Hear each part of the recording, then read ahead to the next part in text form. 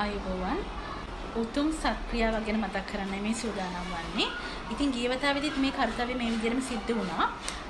ඒ තමයි 11 වතාවට සංවිධානය කරලා තියෙනවා Helping Sri Lanka Children සංවිධානය මගින් මහරගම අපේක්ෂා රෝහලේ ප්‍රතිකාර ලබන දුවා දරුවන්ට දානමය පින්කම ආහාර පාන සහ සෙල්ලම් බඩු.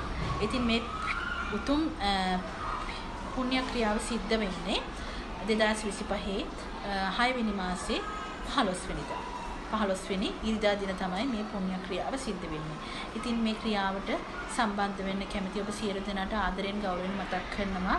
එදිනෙට මහරගම අපේක්ෂා රෝහල ඉදිරිපිටදී තමයි මේක සිද්ධ වෙන්නේ.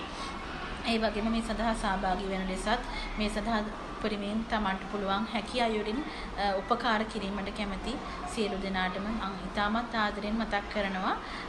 ඊට පෙර මේ සඳහා දායක වීමට සම්බන්ධ කරගෙන කෙසේ හෝ මේ සඳහා තමන්ගේ දායකත්වය ලබා දෙන ලෙසත් එදිනට සහභාගී වෙන ලෙසත් දිනය තමයි 2025 6 වෙනි මාසේ 15 වෙනි දින.